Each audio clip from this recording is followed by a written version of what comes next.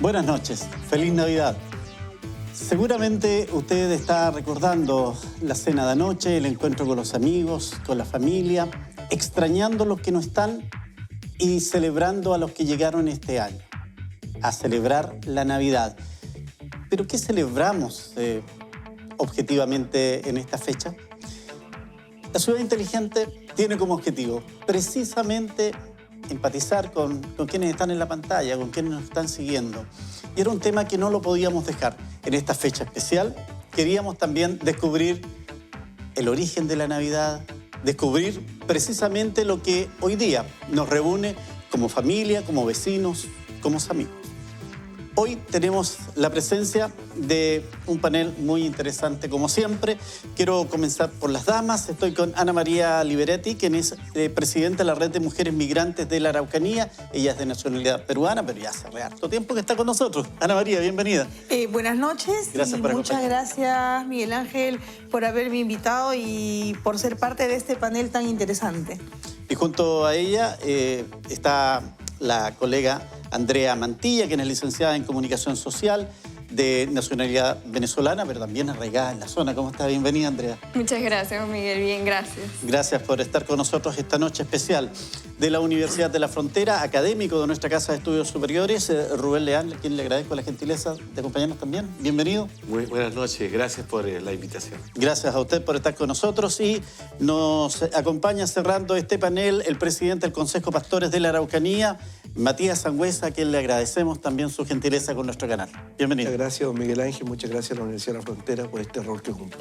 Muy bien, pues la idea es precisamente conversar de esta fecha y yo quiero abrir un poco la conversación y el debate e irnos precisamente a lo que, a juicio de ustedes, es el origen de la Navidad. Quiero, Pastor, que usted nos pueda introducir en algo en esto, porque de esto sí que hay harto que hablar, harto que discutir. Sin duda, para nosotros la cristiandad creemos profundamente que es el reconocimiento y el recordar el nacimiento para los que creemos en el Salvador, en nuestro Señor Jesucristo. Y el hecho importante de desarrollarse y crecer en medio también de nuestras propias necesidades, nuestras propias aspiraciones. Creemos profundamente en el relato bíblico de Lucas capítulo 2 y específicamente en el versículo 14, donde hay una exaltación a la creación del Creador, pero también la paz y la buena voluntad para los hombres. Confiamos plenamente que para nosotros y también para aquellos que son tolerantes es el inicio de una esperanza, el inicio de algo mayor, la trascendencia a través de Jesucristo.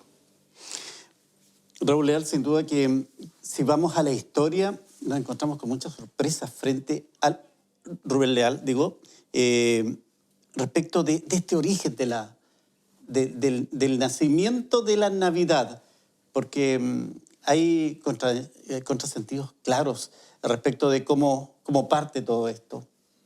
¿Cuál es la mirada que hay? A ver, yo creo que lo primero que deberíamos tener en claro es que nosotros vivimos en una cultura.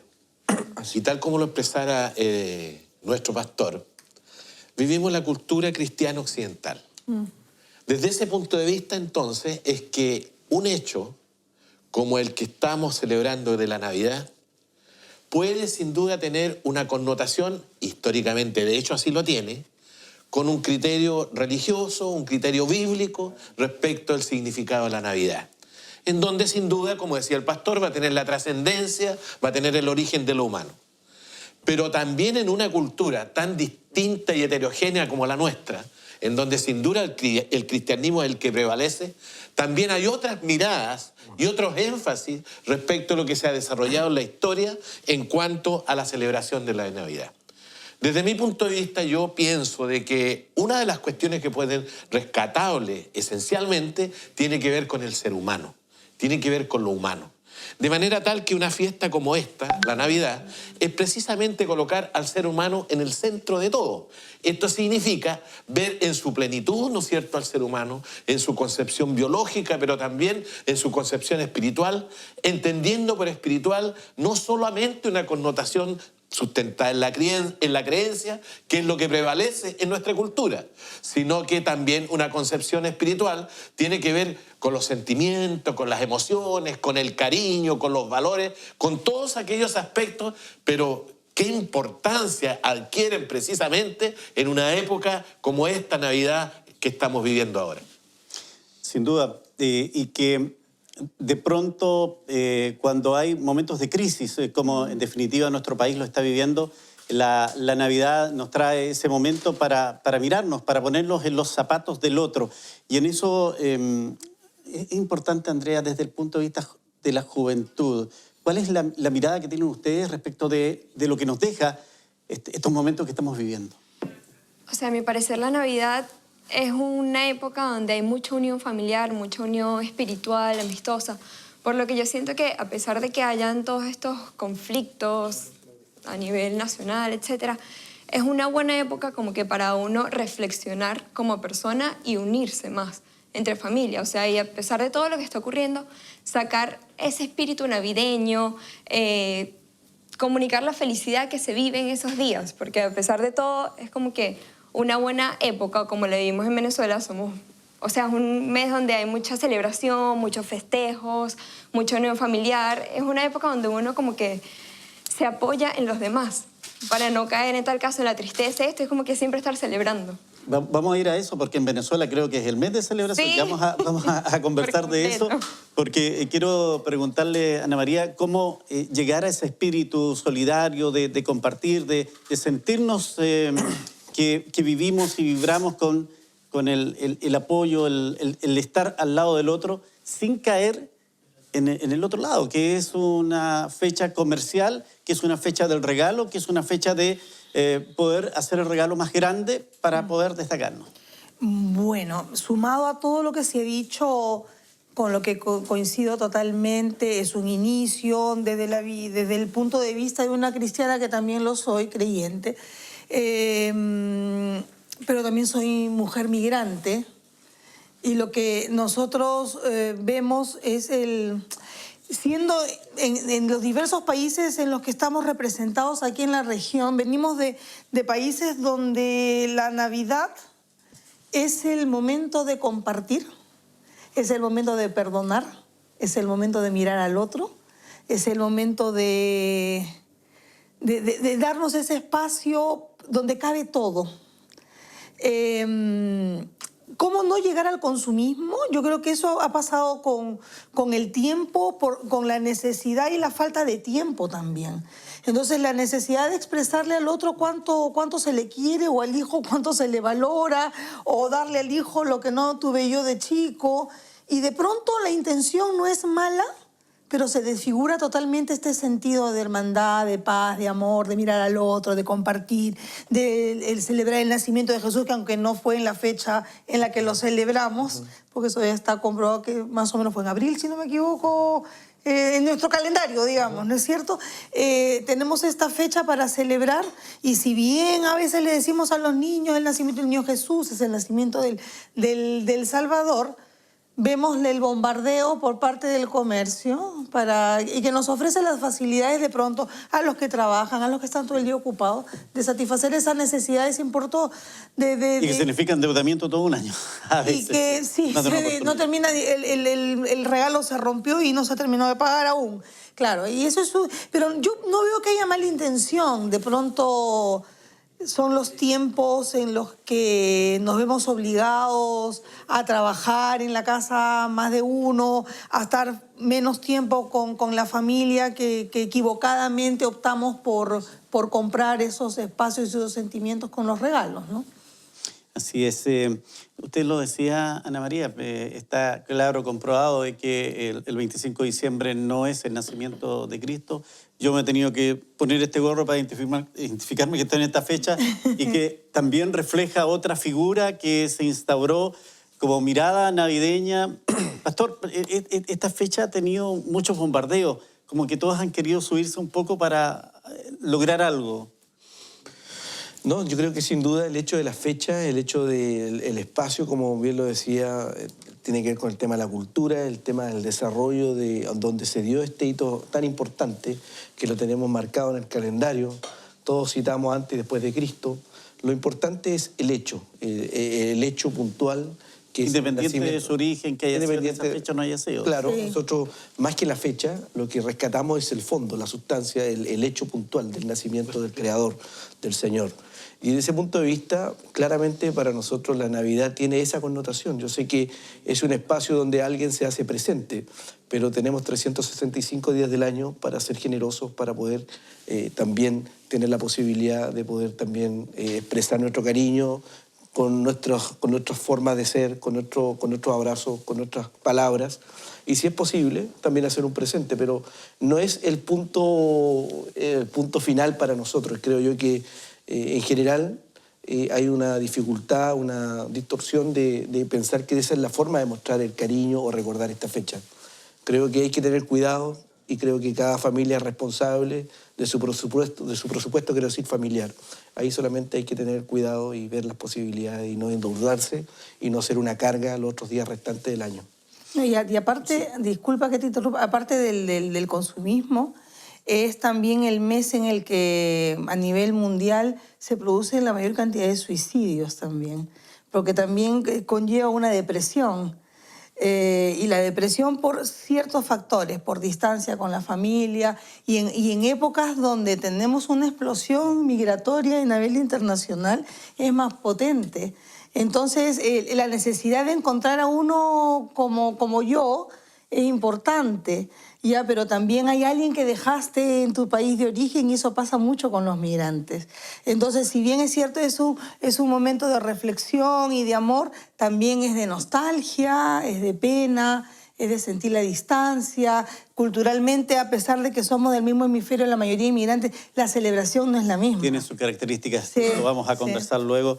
Se plantea aquí, se deja claro en este panel, hay evidentemente hay una fuerza religiosa primero en esta fecha, y cómo lo enfrenta la persona que no tiene una mirada religiosa asumida, y esta fecha tiene que decir, sí, hay que dar, hay que sentir como el otro. Rubén, ¿cómo se puede interpretar eso? Yo creo que lo primero, aquí se han dicho cosas importantes como la siguiente. Los 365 días al año, dijo el pastor. Ella habló de la universalidad de los habitantes que hay en Occidente y más allá de Occidente. Yo la pregunta que me hago, ¿por qué tenemos una sola fecha junto con el pastor, que es el 24 o 25 de diciembre, para los efectos de celebrar este acercamiento, de ponernos un poco más cariñosos, de entender y escuchar? ¿Por qué tiene que ser un día? Entonces, la respuesta que yo creo, una respuesta posible, es porque en Occidente pareciera que crecientemente no hemos sido capaces de construir una sociedad que sea más tolerante, que aceptemos al otro tal cual es, con sus defectos, con sus virtudes, con sus creencias, con sus maneras de ser desde el punto de vista de género, de todos los puntos de vista. Entonces, yo creo que ahí hay una cuestión que me parece central. No hemos sido capaces en Occidente. Entonces, entramos a una especie de simbolizar en un día el que tenemos que tener el cariño, querer al otro, escuchar al otro, expresar nuestros sentimientos. Yo creo que tenemos que aspirar, a lo mejor de una manera muy ambiciosa, de que esto tiene que ser los 365 días del año. Pero eso pasa, yo creo que necesariamente yo expresaba la expresión tolerancia, pero yo diría también pasa porque construyamos una cultura en donde la aceptación, la tolerancia, los valores, la solidaridad, el aceptar al otro, ¿no es cierto?, esté en la base de nuestra manera de ser. Mire lo que estoy planteando, una cuestión tremendamente compleja, casi utópica, diría yo, pero claro, yo digo que donde no hay utopía, no hay esperanza, no hay futuro, no hay proyección. Vivimos el día a día. Y parece que eso es lo que nos ocurre a nosotros. Vivimos el día a día. Yo pienso de que en todas estas cosas tiene que existir el punto del equilibrio, como en todo lo que tiene que ver en lo humano. Yo creo que la naturaleza nos enseña, nos muestra el equilibrio, los procedimientos y los procesos y las etapas que los seres humanos debemos vivir. Yo disfruto en esta época de las primeras cerezas rojas, hermosas y exquisitas que están saliendo. Pero para llegar a esas cerezas de las cuales yo gusto hoy día y disfruto, ha pasado una etapa de varios meses, desde que estuvieron en flor o mucho antes, para poder llegar a esta belleza en donde pareciera que en un momento determinado de invierno, cuando el cerezo estaba absolutamente desprotegido y solo habían las ramas, nos pudiera mostrar eso, egoísmo, pena, frialdad. No, es parte de la vida. Los seres humanos somos distintos, la naturaleza nos muestra que somos diferentes. Entonces, ¿por qué no aprendemos? ¿Por qué no aprendemos que debemos tener una educación, los valores, la familia, esto de la comprensión, de la solidaridad? Hoy día estos valores, estos principios aparecen tan alejados de la realidad, porque lo que importa es lo inmediato, lo rápido, lo competitivo, cómo yo venzo al otro. Eso es lo que ha prevalecido en la cultura que hemos ido construyendo. Entonces lo que yo pienso es que esta heterogeneidad de la cual somos es una riqueza humana. Y esa riqueza humana es que tenemos que tener en todos los ámbitos y en todos los conceptos. Y eso nos va a permitir, fíjese que usted usó una expresión cuando empezó el programa, objetivamente dijo, una de las primeras palabras. Claro, porque tenemos la cultura de que todo lo objetivo es lo que vale, lo que vemos, lo que tocamos. Y yo digo, ¿y dónde está lo que no es objetivo? Y dentro de ello, el sentimiento, el cariño, el amor, la aceptación, ¿dónde está? Eso hoy día en nuestra sociedad, y no solo digo en Chile, en nuestra sociedad tiene poco espacio. Entonces lo que tenemos que construir son los espacios precisamente de la comprensión, de la comunicación, del diálogo, del cariño, del aceptar, del oír, del compartir.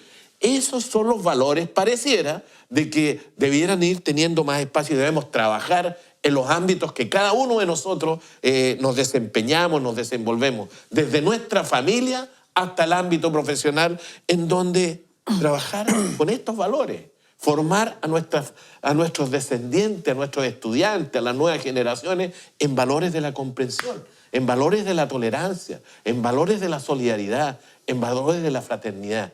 Yo creo que son esos los espacios que faltan para que, como decía de alguna manera el pastor, ¿no es cierto?, la Navidad no solo sea un día, sino que sea los 365 días del año.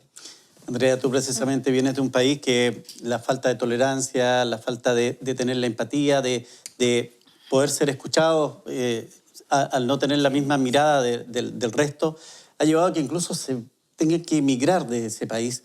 La experiencia evidentemente es dura y es compleja. Y en estos días de Navidad me imagino se acentúa más. Pero ¿qué razón tiene Raúl al decirnos eso? Ya, ciertamente estos días, como mencionaban antes, son nostálgicos para las personas que hemos emigrado, porque por más que sea, nosotros solíamos disfrutar esta época en familia siempre, prácticamente todo el mes era celebración, como hasta enero, con la familia todos los días en la casa, haciendo comida, haciendo las famosas hallacas, bailando, escuchando música, etc. Y obviamente al emigrar, toda nuestra familia, por así decirlo, se separó físicamente. Sin embargo, seguimos unidos espiritualmente, ya sea por grupos de WhatsApp, etc. Pero esos días sí son como felices porque por más que sea uno está con su núcleo familiar, pero a la vez como nostálgico porque no estás con los primos de siempre, los tíos, los amigos, etc. Entonces, claro, uno trata de mantener la tradición, pero igual es como que no es como lo vivíamos antes. Pero igual, bueno, nada. Uno trata en lo posible de mantener el espíritu navideño. Claro. Ana María, estamos todavía a tiempo. ¿Es posible rescatar lo que se plantea de que la Navidad no solo sea un día, que pudiéramos tenerla en un año? ¿Qué nos falta? ¿Qué nos cuesta? Porque a lo mejor está la intención, precisamente. Está el deseo. Pero a la primera de cambio tratamos de hacer Navidad con el vecino, incluso con la familia, con el pariente, y la respuesta no es buena y ya cambiamos inmediatamente todo. Sí. Lo que pasa es que si bien es cierto, hay un llamado a la tolerancia, a la aceptación, ese va a ser un proceso muy largo. Ese va a ser yo no soy muy... Generalmente en mi vida yo soy optimista, ¿ya? Pero los años que vivo acá, el futuro lo veo un poco sombrío. Hay una reticencia a ese cambio que nace desde la frustración, desde la insatisfacción, desde haber visto abuso, todo lo que querramos llamar.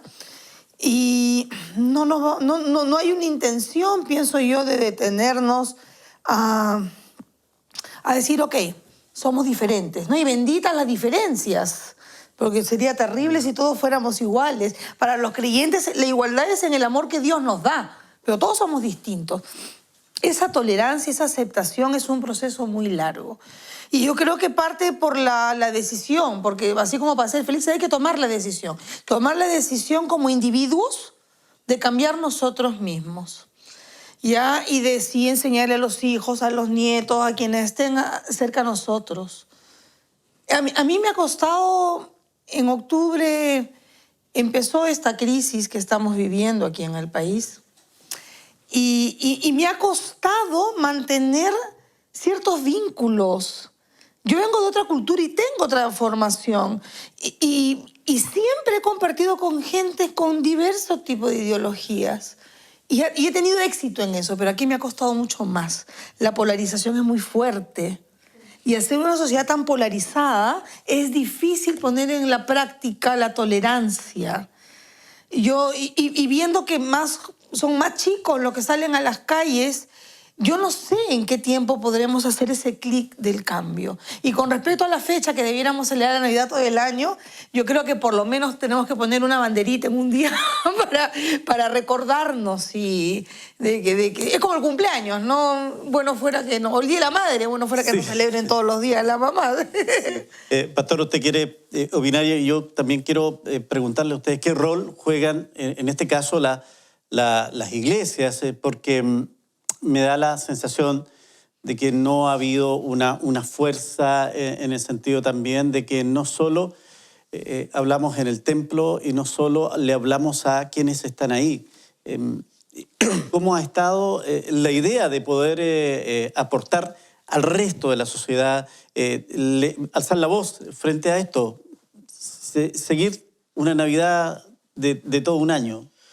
Bueno, yo creo que hay que distinguir, hacer diferencias. Una tiene que ver con la connotación de este Jesús histórico, que aquí se ha dicho en el panel sobre factores culturales, factores de historia, y el otro Jesús que tiene que ver con la espiritualidad. Y en ese Jesús de la espiritualidad, que pareciera ser que es el sentimiento que debería prevalecer en estas fechas tan significativas como es la Navidad, tiene que ver un punto de vista también en el ámbito del Jesús que dice, le preguntan, ¿cuáles son los dos grandes mandamientos? Uno de ellos es amar a Dios con toda tu mente, con toda tu fuerza y con toda tu alma. Y el segundo es semejante al primero. Amarás a tu prójimo como a ti mismo. Aquellos que confiesan y creen y se declaran cristianos, no hay alternativa. Tenemos que ser tolerantes, tenemos que entender el diálogo, tenemos que comprender las necesidades del otro, porque Jesús lo dijo, amarás a tu prójimo como a ti mismo. No hay otra condición, solamente estar dispuesto a colaborar y a fortalecer una sociedad. Pero también quiero ser claro, que estos valores no son precisamente de la cristiandad, sino deben ser valores universales. La fraternidad, el cariño, el respeto. Debe ser algo que nos pueda unir, algo que nos pueda respetar mutuamente. Y desde la perspectiva, como usted hizo, Miguel Ángel, ¿qué han hecho las iglesias? A mí me corresponde presidir un consejo regional que estadísticamente es el 27% de esta región. Dentro de los consejos asociados al consejo regional me toca presidir las 2.700 iglesias de la Araucanía. Y créame que constantemente las iglesias están trabajando en el fortalecimiento social. Podemos ver cuando una iglesia evangélica se inserta en cualquier lugar, genera un cambio social, un cambio de colaboración, un cambio de ayuda. Pero también en esta crisis, en esta situación que estamos viviendo, que somos personas presentes, se han hecho las diplomacias correspondientes, si lo quiere decir así, las declaraciones correspondientes, tal vez no tanto por los tantos medios, pero sí se han hecho declaraciones, encuentros, tenemos espacios, se habilitaron los espacios para hacer diplomado en educación cívica y en otras materias más que las iglesias necesitan. La iglesia evangélica es un 27% en el sector urbano y un 34% del sector rural. Yo he estado recorriendo todo esto, estas fechas, Malleco, fuertemente Malleco, he estado en Ercilla, Coyipulli, Angol, ayer estuve en Traillén y después me quedé para Los Sauces.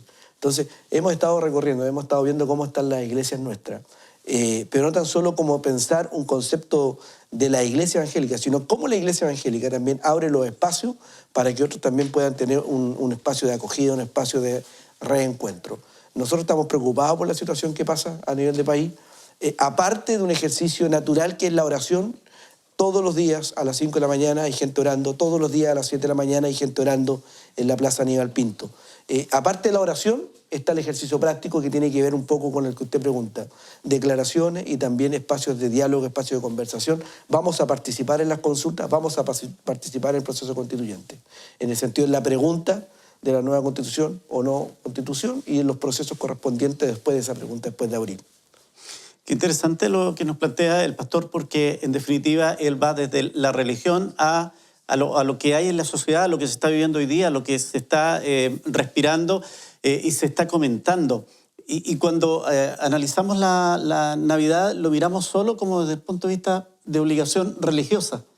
Y evidentemente ahí debe haber algún error, porque aquí el sentido de esto no solo le correspondería a las iglesias católicas o evangélicas o a las que sean, o al mundo religioso, sino que al mundo en general.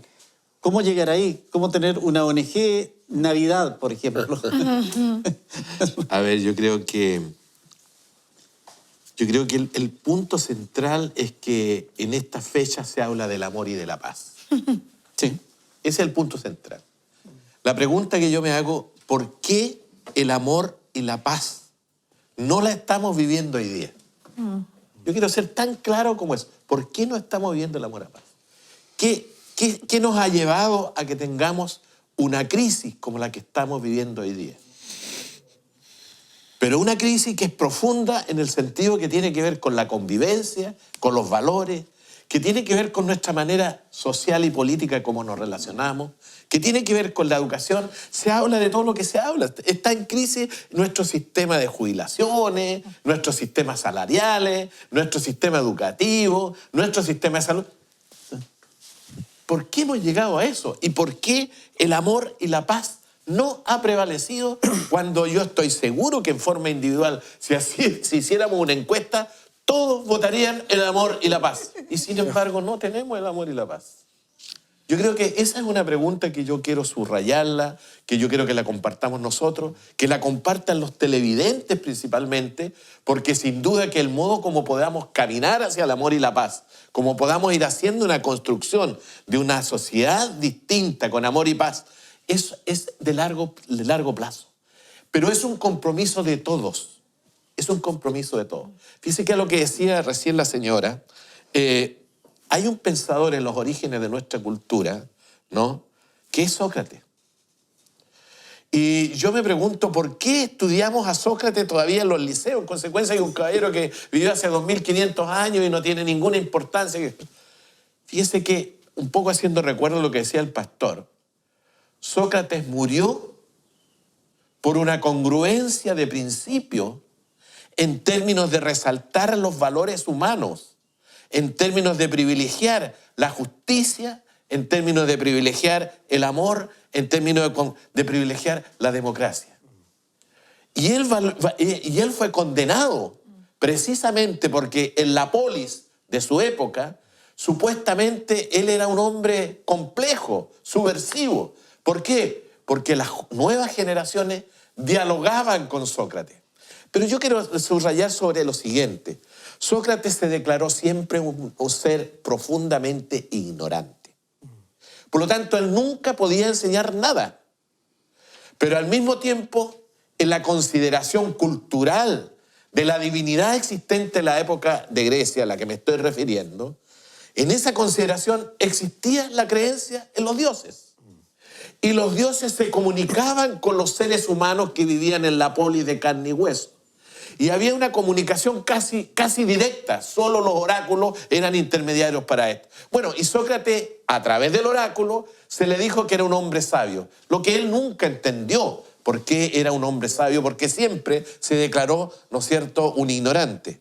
Pero ya dialogando en los lugares públicos con aquellos que sí se creían sabios, ojo, dialogando, palabra tan usada hoy día, pero que en el estricto rigor no se comprende, o al menos, ¿no es cierto?, si no se comprende, claramente no se utiliza. El diálogo tiene que ver con la comunicación, ustedes que son periodistas. Entonces, Sócrates va precisamente a dialogar a lugares públicos, no a imponer nada, no a decir esta es la verdad que yo tengo, sino que como creían en la transmutación de las almas, los sujetos de esa cultura griega de la cual somos herederos, ¿no? Era indispensable hacer parir, sacar la verdad y el conocimiento que estaba en el interior de cada uno de los seres humanos. De manera que los seres humanos actuábamos según aquel planteamiento, nos equivocábamos, cometíamos error, habíamos llegado a una crisis en la polis como la que vivía en ese entonces porque no aprovechábamos algo que teníamos sin que tuviéramos que comprarlo, diríamos hoy día, como tener el conocimiento y la verdad en el interior solo por haber nacido y que nos había llegado solo por la transmutación de las almas. Claramente hoy día la cultura es distinta de eso, pero hay cuestiones que son rescatables como por ejemplo, ¿con qué criterio autoritario yo puedo en la sala de clase, que soy profesor, imponerle a mis estudiantes y decirle que lo que yo estoy diciendo es la verdad? Probablemente tengo más experiencia por los años. Es claro que sé un poco y manejo más contenidos que ellos porque he estudiado y me he preparado y son más jóvenes, pero yo no tengo el derecho ético, el derecho moral de imponerle a mis estudiantes. Entonces lo que yo tengo que hacer es precisamente que ellos aprendan a dialogar. Y la palabra diálogo significa vía por el cual se conduce la razón, las opiniones, más bien los juicios y los pensamientos diversos. ¿Con qué propósito? Con el propósito de que se conjuguen en la sala de clase y de allí emane la verdad construida por todos. Esa es una expresión muy democrática. Y eso es precisamente lo que nos falta en la cultura occidental. Porque parece que recibimos la verdad, recibimos directa o indirectamente las imposiciones y las órdenes. No nos damos cuenta y actuamos de una manera como que si tuviéramos la libertad, pero eso no es así. Porque nadie nos ha preguntado a nadie nada. Y lo que estamos viviendo hoy día en nuestro país y más allá de nuestra frontera es una situación, yo diría, más que crisis. Yo diría que es una situación en que se está justamente entrando a mover, a cuestionar las bases mismas de nuestra cultura, de nuestra manera de ser.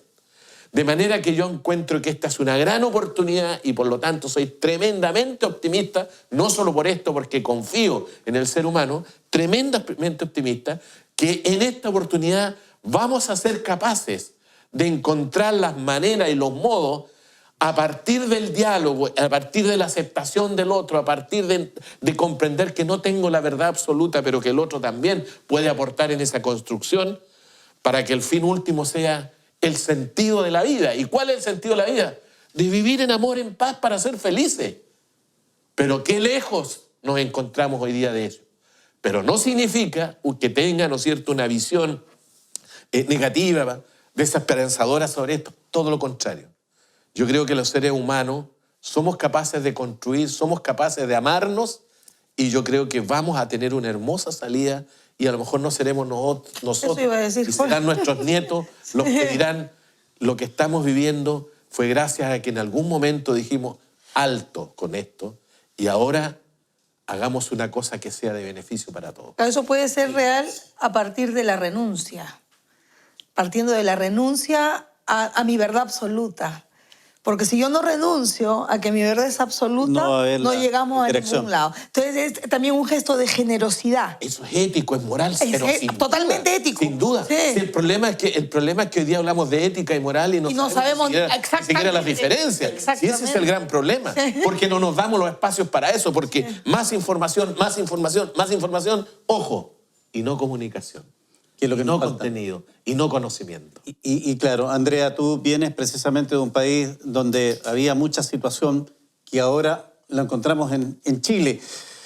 No sé si es posible, pero hacer una comparación de encuentro de soluciones. ¿Dónde es más fácil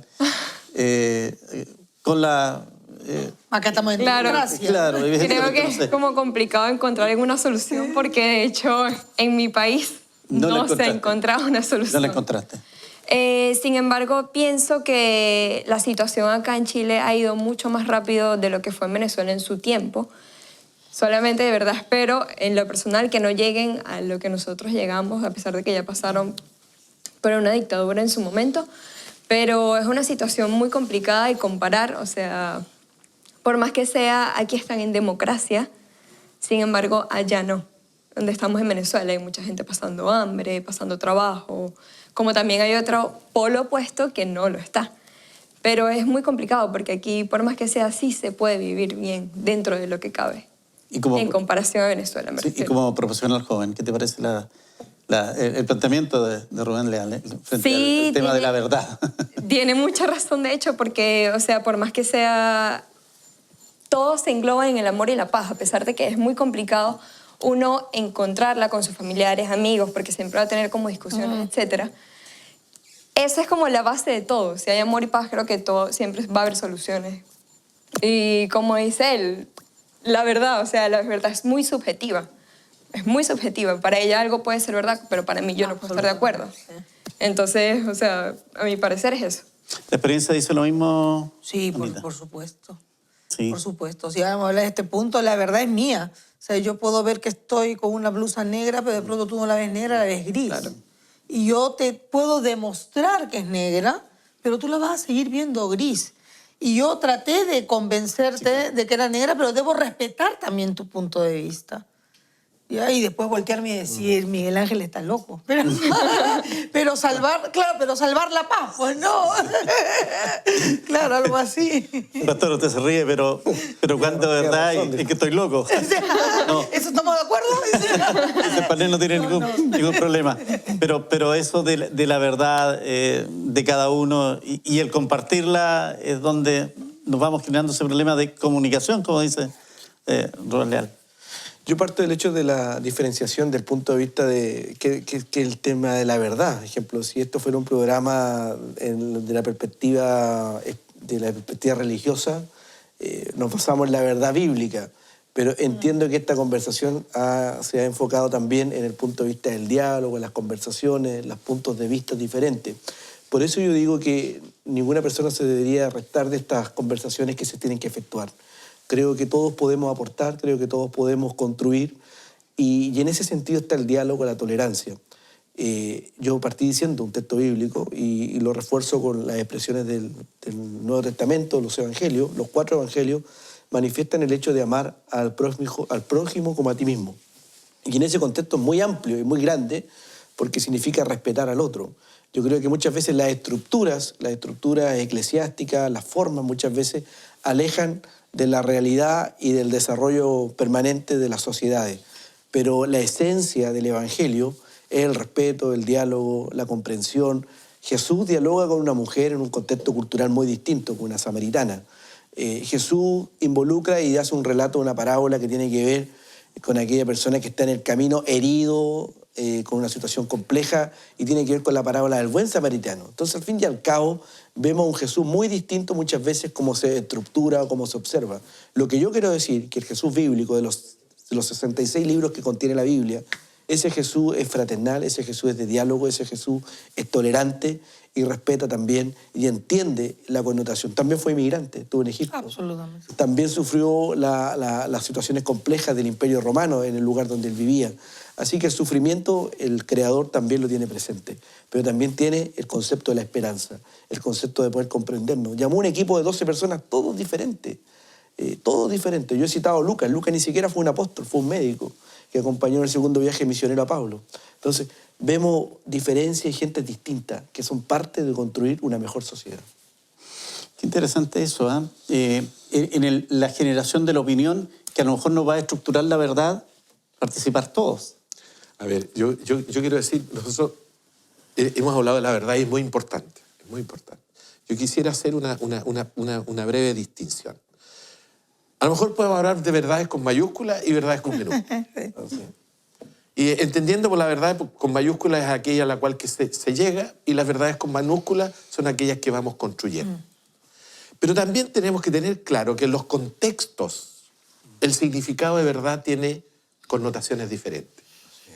Por ejemplo, el pastor nos habla de la verdad bíblica. Yo lo amplío un poquito eso y yo digo la verdad religiosa, la que sea. Sí.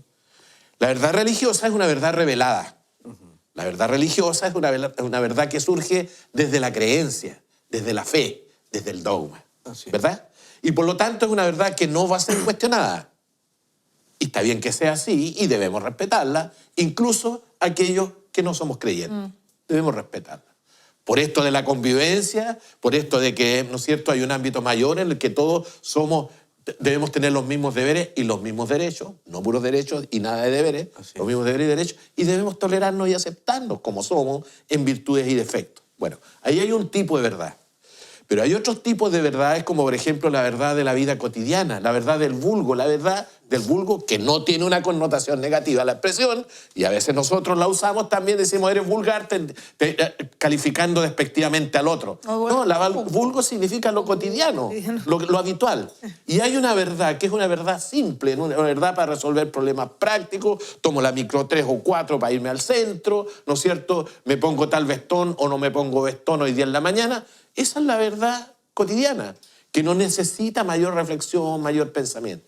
Pero hay dos tipos de verdades más. Una, que son las verdades de la ciencia, que fíjense ustedes que no son verdades definitivas, no son verdades absolutas. Y muchas veces nosotros creemos, lo dice la ciencia, no hay nada más que decir. No, la gracia de las verdades científicas son verdades provisionales, son provisorias, no definitivas. Pero ojo, hay solo dos verdades en el campo de las ciencias que son definitivas.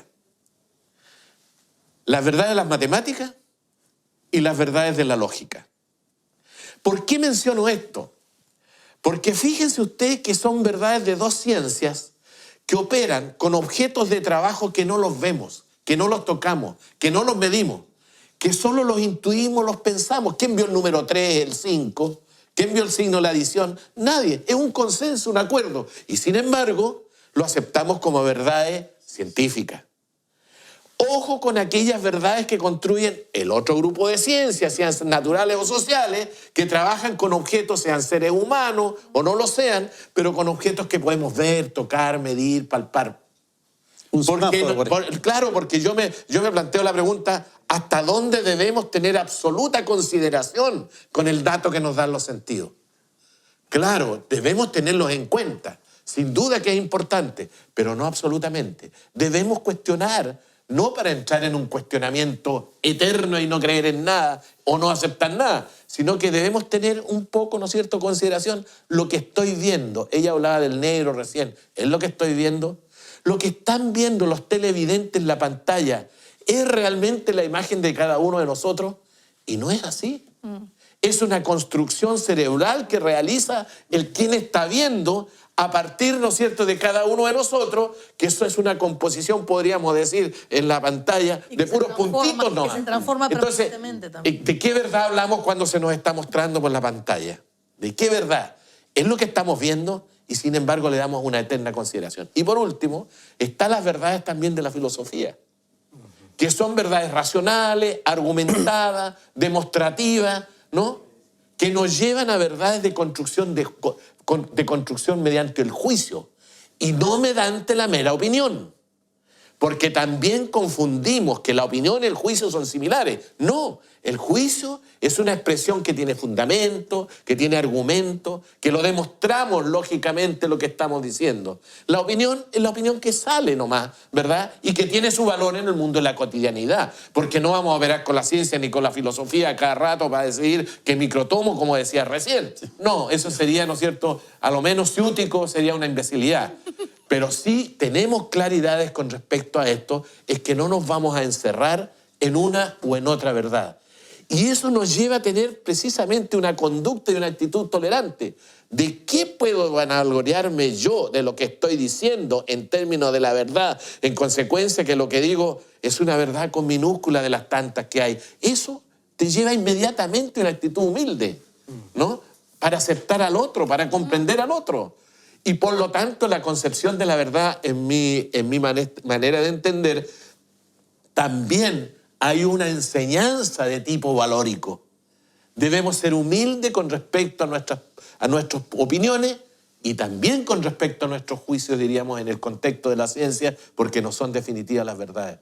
Entonces, cuando estamos hablando de cualquier asunto que tenga que ver con lo que estamos viviendo, que tenga que ver con lo que estamos viendo, con la crisis que estamos viviendo, nadie va a dar una solución absolutamente extraterrenal, sino que la solución tiene que ser el esfuerzo mediante la presencia del corazón, del sentimiento, de la inteligencia, sin duda, en donde todos tengamos que decir algo en esta construcción para que nadie se sienta absolutamente marginado, como pareciera que es uno de los reclamos que tenemos hoy día.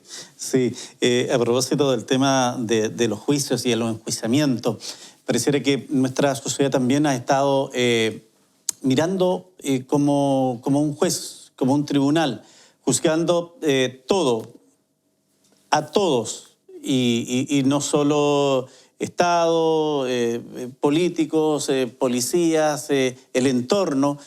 Pero a lo mejor nos ha faltado un poco, pastor, también hacer un mea culpa, hacer un juicio, porque hoy día hay una situación tremendamente compleja desde el punto de vista económico y eso nadie lo puede discutir, pero también hemos sido nosotros parte de cómo construimos el endeudamiento, cómo vivimos y cómo tratamos de tener, como alguien dice, lo que no tenemos.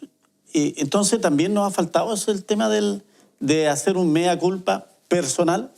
Sin duda, yo creo que el mea culpa cada individuo lo tiene que efectuar. El hecho de que las mismas iglesias, porque yo trato un poco de hacer esta comparación, este paralelo entre el hecho por qué uno está en este mismo panel, tal vez en representación de un credo, que es la iglesia evangélica, pero también trata de reflexionar en la contingencia nacional.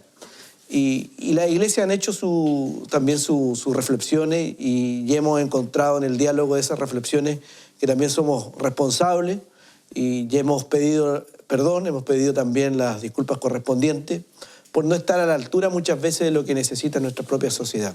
Pero también creo yo que en lo individual cada uno tendrá que hacer su análisis y cada uno ya lo está haciendo y hemos llegado a conclusiones parecidas, que somos responsables, no tan solo la clase política, no tan solo el sector empresarial, sino nosotros también como sociedad. Cómo llegó esta crisis, cómo se está enfrentando, y también más que el análisis, más que los diagnósticos, que sí son dudas, son buenos, hay que buscar lo práctico ahora, hay que ver cómo salimos de esto, cómo nos juntamos, cómo reflexionamos y cómo articulamos para ir en ayuda de todos nosotros, los habitantes de esta amada Araucanía, estas 32 comunas, pero no tan solo en la región hermosa que tenemos, sino también nuestra nación. Cómo podemos construir, cómo podemos aportar. Creo yo que, aparte del media culpa, ahora hay que actuar, hay que convocar y tenemos que salir adelante. Pareciera el tema navideño fue casi un pretexto para mirarnos un poco nuestra realidad, lo que está pasando, lo que está sucediendo, lo que no me parece mal. Quiero volver a la Navidad, pero volver a la Navidad de celebración, en el caso de Perú.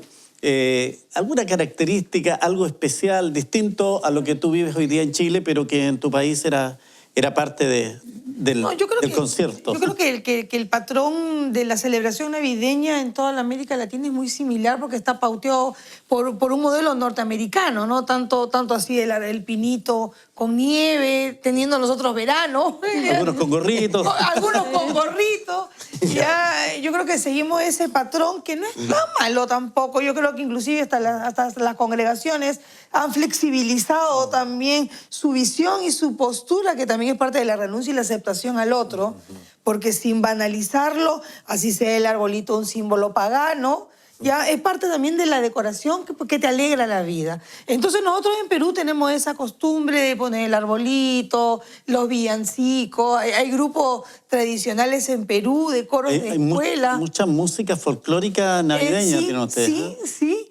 Ya, creo que fue en la época de la Junta Militar de Velasco Alvarado que se prohibió que se use el término de Papá Noel, que como nosotros le llamamos al viejito pascuero allá, se eliminó, pues yo era chica, y yo me acuerdo que en todas las primeras planas de los diarios estaba el Santa Claus con una X ahí, no existe, decía. Nos robaron al Papá Noel y nos pusieron al niño Manuelito. Ya, y el Manuelito era en función a un niño andino, ya que era la representación de Jesús. Ya, pero era llevado al campo totalmente andino. Entonces yo crecí en esa época, pero sin perder la otra esencia de la música, las canciones navideñas. ¿Y qué pasó con ese niño? Al final no prosperó, volvió. No, volvimos a la democracia y volvió Santa Claus, Papá Noel, volvió toda la normalidad. No hubo el mayor cambio ese, pero me acuerdo que había una publicidad, creo que de teléfono, y había un argentino que había llegado al Lima y decía, ¿y quién es Manuelito? Porque veía unas tarjetas antiguas de Navidad y eso, pero en la celebración nosotros comemos pavo, no todos. Las hallacas venezolanas en Perú se comen y se llaman tamales. ¿Ya? Ya que la variación es el relleno, digamos, ya que es una variación también de lo que es la humita, porque son unas mezclas de maíz. Ya nosotros la envolvemos en hoja de plátano. Ya ustedes en la misma hoja del choclo. Claro. Pero es típico de comerlo cualquier día, pero en Navidad es tradicional. El pavo. El pavo. Y en Perú comemos panetón, que es de origen italiano. Luego nosotros tenemos una diversidad cultural gracias a las migraciones desde que llegaron los españoles. Nosotros tenemos una comunidad italiana significativa. En nuestra gastronomía peruana hay influencia china, italiana, etcétera, pues, ¿no?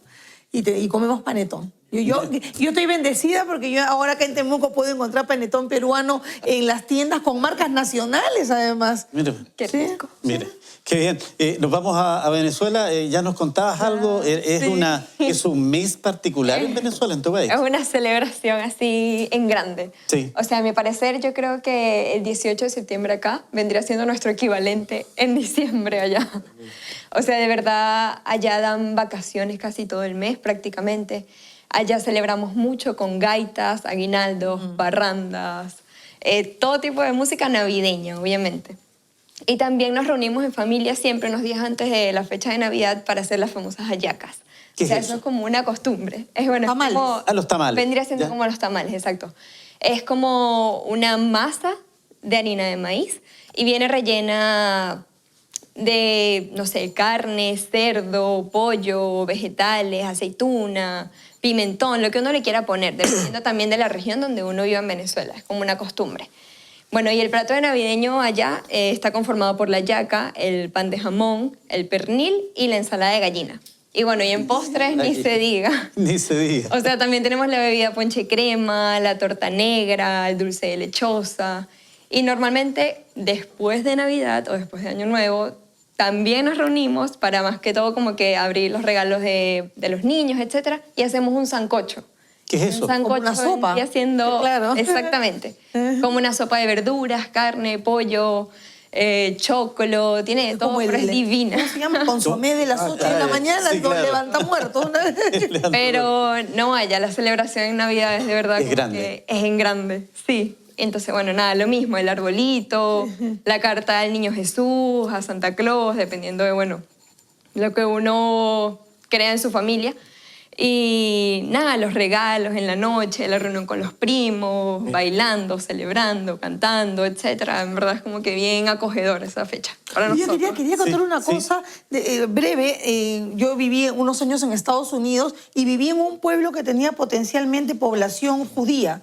Entonces ellos no celebran la Navidad, obviamente. Y el comercio, en lugar de poner Merry Christmas, ya comenzó a poner Happy Holidays, felices fiestas. Y acá me he dado cuenta que algunas tiendas chinas del centro dicen felices fiestas. Ya también están un poco en lo que es integración, pero nos están un poco dejando de lado.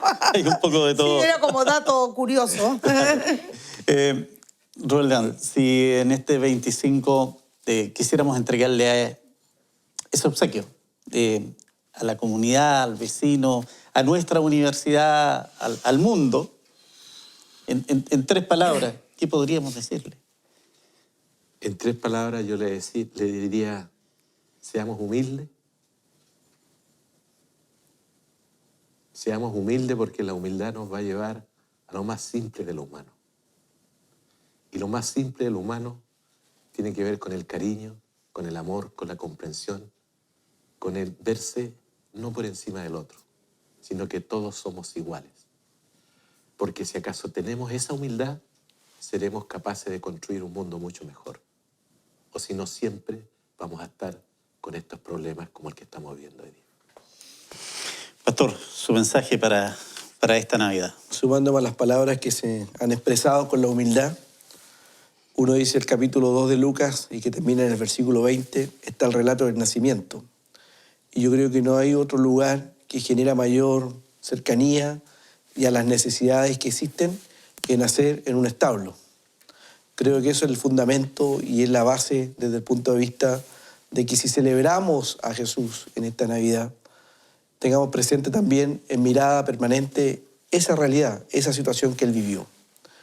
Porque si llamamos a la humildad, creo que el Creador, el Señor, también lo experimentó, entendiendo las diferentes miradas, entendiendo las diferentes formas de celebración como se han expresado en este panel. En mi casa hay un pesebre construido de 2 bandejas de donde venían las cerezas. Ese es el pesebre en mi casa, con mi hija Isabela y mi esposa. Pero siempre estamos observando, no tan solo como un hecho puntual histórico, sino es algún recogimiento de decir, estamos en esta tierra, estamos en esta sociedad y tenemos que mantener los principios establecidos por el Señor, aquellos que creemos, pero también sigo insistiendo que son principios universales, que debemos practicarlos todos por igual. Estimados amigas y amigas, creo que es el momento de agradecerle su sintonía de cada miércoles, decirle gracias por estar junto a nosotros y era el momento de poder comentar este tema.